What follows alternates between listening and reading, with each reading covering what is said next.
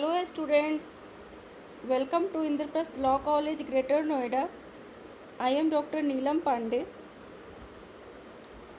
Students, in this video we will continue on the remaining parts of the previous lecture. As we have already read the Brahma Samaj and the Arya Samaj under the topic of the social and religious movement. Now we will study the Ramakrishna Mission and Theosophical Society. So let's start. Ramakrishna Mission.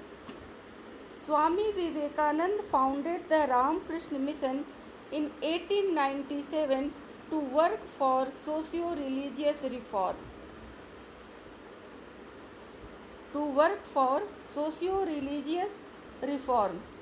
It is also the educational center of the sannyasi of the Ramakrishna Mission. The childhood name of the Ramakrishna was Gadadhar Chattopadhyay.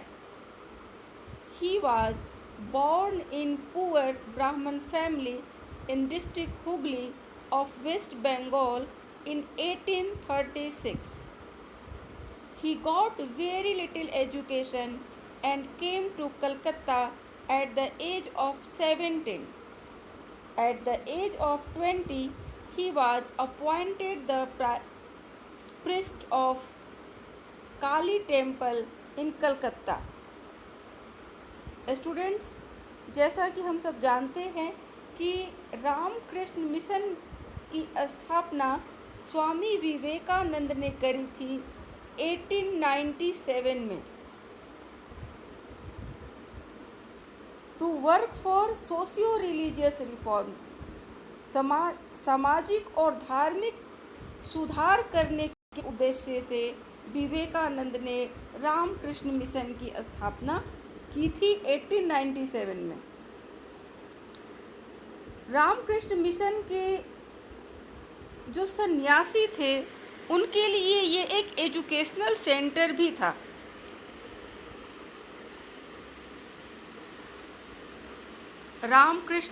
Ramakrishna जी का बचपन का नाम गदाधर चट्टोपाध्याय है और एक बहुत ही poor ब्राह्मण family में वेस्ट बंगाल में इनका जन्म हुआ है 1836 में, और बहुत कम शिक्षा इन्होंने प्राप्त की है और अपने बहुत ही कम एज में यानी 17 साल के जब ये थे तो इन्होंने अपना घर छोड़ दिया और कलकत्ता के एक काली मंदिर में ये एक पुजारी के रूप में कार्य करने लगे एट द एज ऑफ 20, यानी 20 साल की अवस्था में ये कलकत्ता के एक काली मंदिर में एक पुजारी के रूप में कार्य करने लगे।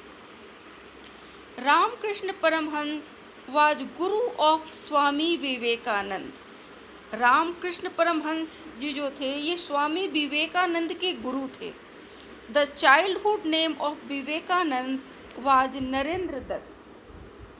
He was born in rich family at Calcutta in 1863. Vivekananda का बचपन का नाम नरेंद्र दत्त है और इनका जन्म एक संभ्रांत परिवार में हुआ है कलकत्ता में 1863 में। He was educated in an English school और इंग्लिश कॉन्वेंट स्कूल से इन्होंने अपनी शिक्षा प्राप्त की थी। Once he went to meet Ramakrishna in Kali Temple. Gradually he came close to him and became his disciple. Vivekananda धर्म क्या है इसकी तलाश में वो भी देश के भ्रमण पर करते रहते थे और इसी भ्रमण करने के दौरान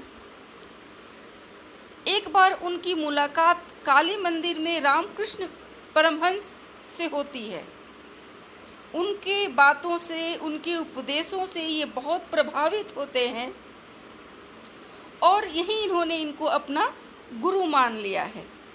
विवेकानंद इस्टेब्लिश हिज फर्स्ट मठ एट बारानगर और पहला इन्होंने अपना मठ बारानगर में इस्टेब्लिश करा।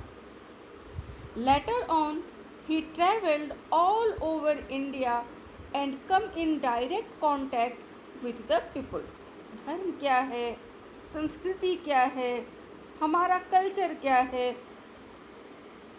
ये सब जब ये रामकृष्ण परमहंस के संपर्क में आए, वेदों का अध्ययन किया, तो वास्तव में इन्होंने जाना कि भारत का धर्म क्या है, भारत का कल्चर क्या है। और ये सब जानने के बाद इन्होंने पूरे ऑल ओवर इंडिया में ट्रैवल करना शुरू किया अपने धर्म का, हिंदू धर्म का प्रचार करने के लिए। तो ये वहाँ के लोगों के, यानी इंडियन पीपुल के लोगों के डायरेक्ट टच में आए। और उसके बाद ही realize the ignorance, poverty and miserable condition of the Indian people. और जो इंडियंस पीपल थे, जो भारतीय थे, उनकी इग्नोरेंस, उनकी पुवर्टी, उनकी मिजरेबल कंडीशंस के बारे में बहुत नज़दीक से इन्होंने उनको जाना। उनकी गरीबी, उनकी दयनीय हालत, उनकी अज्ञानता, उनकी अशिक्षा, इन सब चीज़ों को बहुत करीब से विवेकानंद ने देखा अपने देश के लोगों के। He went to Chicago in 1893 and participated in All World Religious Conference.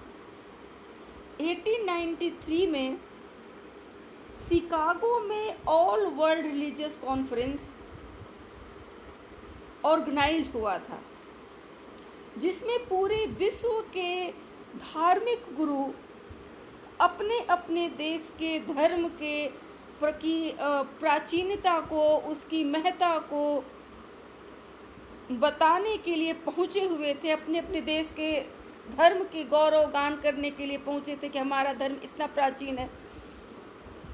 और भारत की ओर से प्रतिनिधित्व के लिए किसी को बुलाया तो नहीं गया था, लेकिन विवेकानंद वहाँ किसी भी तरह से पहुँच गए।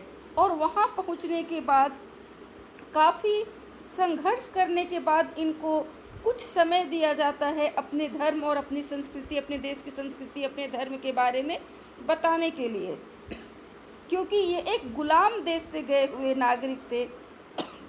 सॉरी। और जब विवेकानंद को अंत में समय मिलता है बोलने का, और जब ये बोलना स्टार्ट करते हैं, तो जो पब्लिक जा रही थी वो भी पब्लिक लौट कर बैठकर सुनने लगी। और इनका उपदेश जो इन्हें समय मिला था उससे भी समय निकल गया, और लोग मंत्रमुग्ध होकर इनको बस सुनते ही रह गए। तो इस तरह से भारतीय धर्म और भारतीय संस्कृति को इन्होंने पूरे विश्व के सामने दर्शाया। He established his Vedant Samaj there. He then visited London and Paris. He afterwards returned to USA and finally to India. Sorry. वहाँ इन्होंने वेदांत समाज की स्थापना की, लंदन गए, पेरिस गए, यूएसए गए, हिंदू धर्म और हिंदू संस्कृति के प्रचार के लिए, और अंत में ये इंडिया लौटते हैं और 1897 में इन्होंने रामकृष्ण मिशन की स्थापना की। Vivekananda represent the soul of Hinduism and its spiritualism. Vivekananda जो विदेशों में ये ट्रैवल कर रहे हैं, ये भारत की धर्म की जो हिंदुइज्म की जो आत्मा है, सोल है, उसको ये प्रतिनिधित्व कर रहे थे, रिप्रेजेंट कर रहे थे। हिंदुइज्म की जो स्पिरिचुअलिज्म थी, आध्यात्मिक ज्ञान था, उसका ये प्रतिनिधित्व कर रहे थे। He pointed out the weakness of the Hindu religion and society. Hindu धर्म में और हिंदू सोसाइटी में जो वीकनेस आ गए थे, कमजोरियां आ गई थी, इविल्स आ गए थे, इन्होंने उसे पॉइंट आउट किया और उसे दूर करने की कोशिश की। He made the Hindus realise the degraded position to which they had fallen and inspired them to regain their past glory. Vivekananda चाहते थे कि जो हिंदू हैं वो रियलाइज करें अपनी पोजीशन को और अपने गौरव को याद करें, अपने इतिहास को याद करें कि हमारा कितना गौरवशाली इतिहास रहा है और आज जो जिस कंडीशन पर इंडियंस हैं उस पर ये शर्मिंदा हो कि ये हमारी हालत, हम इतना महान हमारे देश का इतिहास रहा है, इतना गौरवशाली हमारा इतिहास रहा है, तो आज हम इस पोजीशन पर कैसे पहुंच गए और हम कोशिश करें अपने पास्ट ग्लोरी को रीगेन करने का. He suggested to the Hindu that if they would pursue the path as shown by the Vedanta, they would realize the soul of their religion and be able to build a glorious society and nations once more. वो हिंदुओं को ये suggest करते थे कि वेदांत यानी हमारे वेदों में, हमारे उपनिषदों में, हमारे धार्मिक ग्रंथों में जो रास्ता बताया गया है, अगर हम उसी रास्ते पर चलें तो हम अपने रिलीजन और अपनी सोसाइटी, हमारा जो ग्लोरियस सोसाइटी और नेशन था, हम उसे दोबारा प्राप्त कर सकते हैं, यानी अपने देश को दोबारा गौरवशाली बना सकते हैं. Vivekananda believed in the fundamental unity of all religion. He therefore preached tolerance, equality and cooperation among pretty of all faiths. Vivekananda fundamental unity पर विश्वास करते थे, हर धर्मों के समावेश पर वो विश्वास करते थे. इसी वजह से वो समानता और कोऑपरेशन की बात करते हैं, सभी धर्मों को समान रूप से वो देखते हैं. Service of humanity occupied a very important place in the teaching of Vivekananda. Vivekananda के उपदेशों में हम देखते हैं या उनके कार्यों में हम देखते हैं कि सर्विस को एक यानी सेवा की भावना की प्रधानता दी गई है. तुलसीदास के रामचरितमानस में भी हम पढ़ते हैं कि परहित सरिस धर्म नहीं भाई, यानी दूसरों के हित से बड़ा दूसरा कोई धर्म नहीं है. और इसी चीज को लेकर विवेकानंद भी आगे बढ़ते हैं. इनके कार्यों में धर्म सेवा से बढ़कर, सर्विस से बढ़कर दूसरा कोई कार्य नहीं है. He regarded education, emancipation of women and removal of poverty. शिक्षा, महिलाओं की मुक्ति और गरीबी का निवारण, ये विवेकानंद जी का मुख्य लक्ष्य था. Vivekananda participated in building up of the Indian nationalism.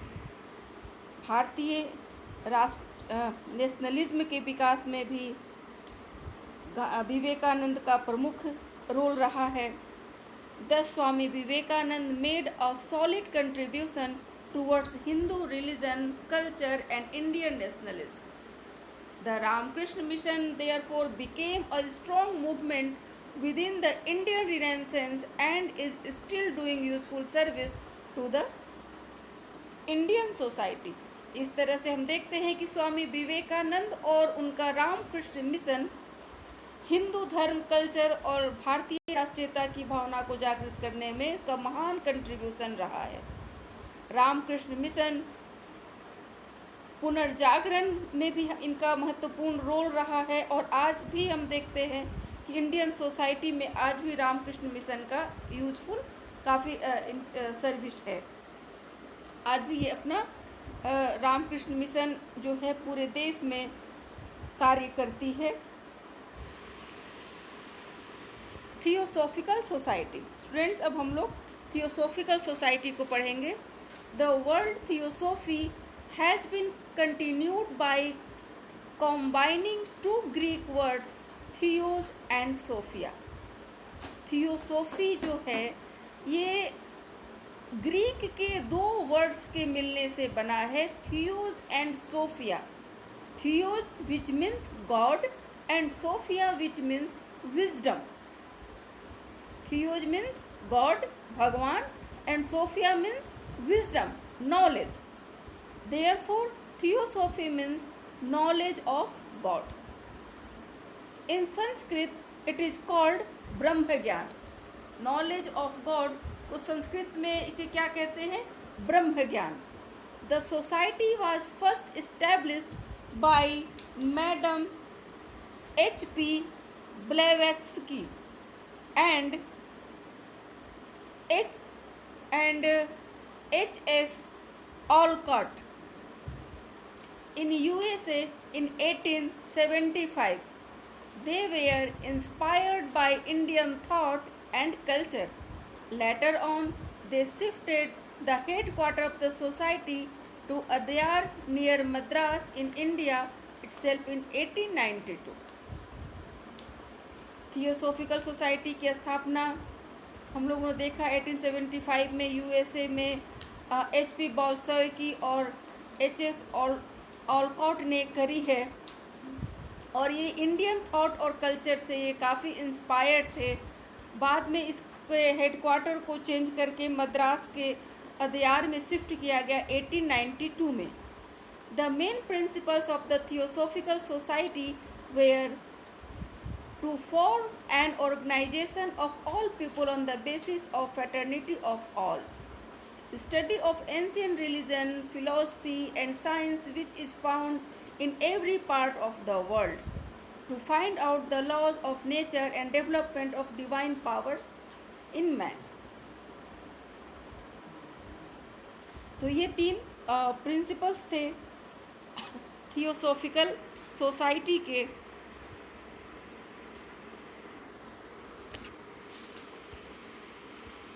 और एनी बेसेंट थियोसॉफिकल सोसाइटी की अध्यक्ष रह चुकी हैं और नेशनल मूवमेंट के दौरान थियोसॉफिकल सोसाइटी से एनी बेसेंट ने होम रूल आंदोलन में भाग लिया, होम रूल आंदोलन स्टार्ट करी थी.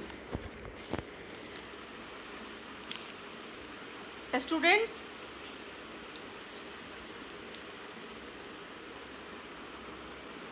in our next video we will start a new topic, uprising of 1857. Thank you.